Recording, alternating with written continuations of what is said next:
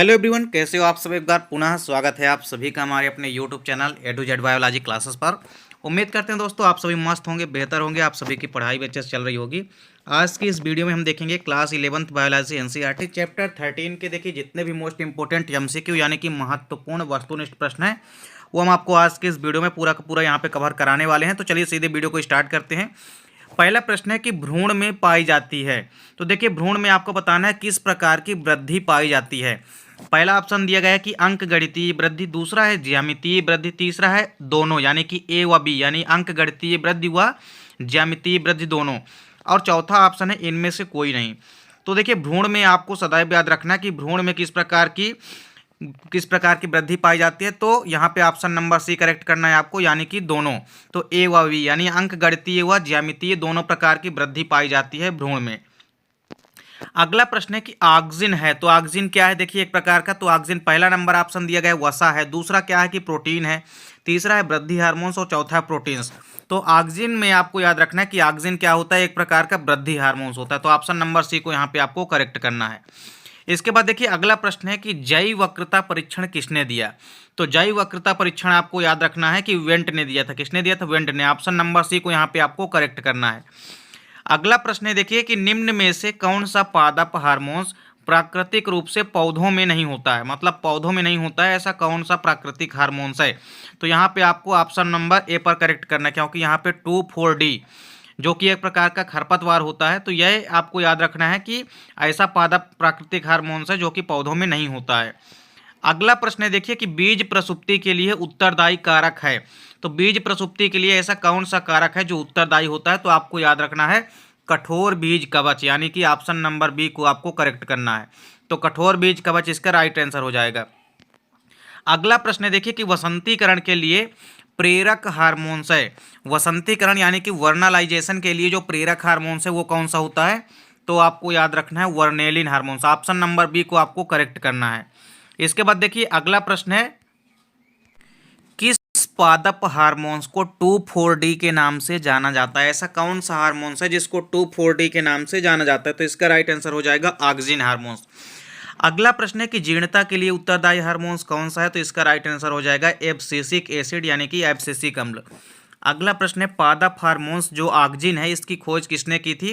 तो आपको याद रखना है कि इसकी खोज किस वैज्ञानिक ने की थी। तो बेंट ने की थी। इसका राइट आंसर क्या हो जाएगा? वेंट। अगला प्रश्न है कि IAA का पूरा नाम बताइए। तो IAA का पूरा नाम होता है एंडोल एसिटिक एसिड। अगला प्रश्न है गैसीय अवस्था में पाया जाने वाला हार्मोन्स कौन सा है। तो आपको याद रखना है एथिलीन हार्मोन्स, जिसका प्रयोग फलों को पकाने में भी किया जाता है। अगला प्रश्न है किस हार्मोन्स को तनाव हार्मोन्स के नाम से भी जाना जाता है। तो इसका राइट आंसर भी क्या हो जाएगा? Abscisic acid.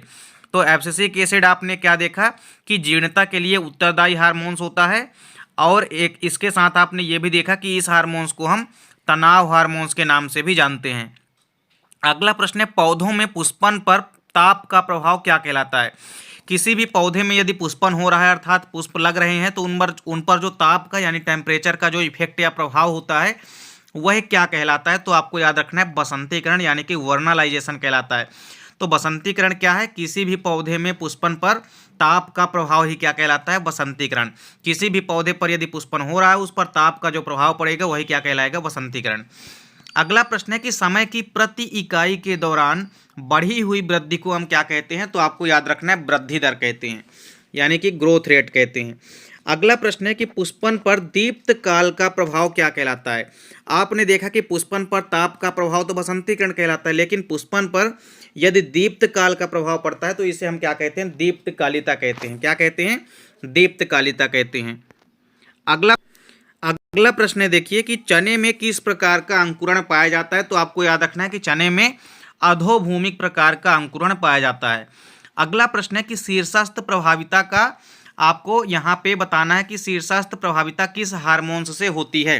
तो शीर्षस्थ प्रभाविता जो है ऑक्सिन हार्मोन्स के कारण होती है। अगला प्रश्न है कि बंद गोभी में बिल्टिंग प्रभाव किसके द्वारा प्रेरित किया जा सकता है। तो आपको याद रखना है कि बंद गोभी के अंदर जो बेल्टिंग प्रभाव है वो जिब्रेलिन हार्मोन्स के द्वारा प्रेरित किया जा सकता है। अगला प्रश्न है कौन सा हार्मोन्स वृद्धि को कम करता है। मतलब ऐसा कौन सा हार्मोन्स है जो वृद्धि रोधक होता है। तो आपको याद रखना है एब्सिसिक एसिड यानी कि एब्सिसिक अम्ल।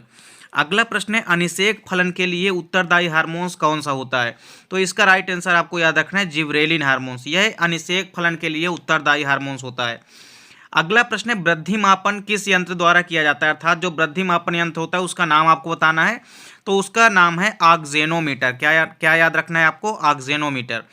अगला प्रश्न है फाइटोक्रोम कहाँ पाया जाता है? तो आपको याद रखना है कि यह पौधे की कोशिका झिल्ली में पाया जाता है। नेक्स्ट क्वेश्चन है कि 2,4-D का पूरा नाम आपको बताना है, तो 2,4-D का पूरा नाम होता है 2,4-डाईफिनॉक्सी एसिटिक एसिड। क्या होता है? 2,4-डाईफिनॉक्सी एसिटिक एसिड।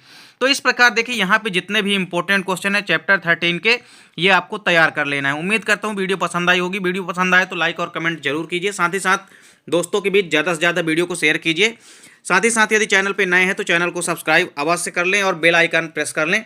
मिलते हैं नेक्स्ट वीडियो में, तब तक के लिए जय हिंद, वंदे मातरम।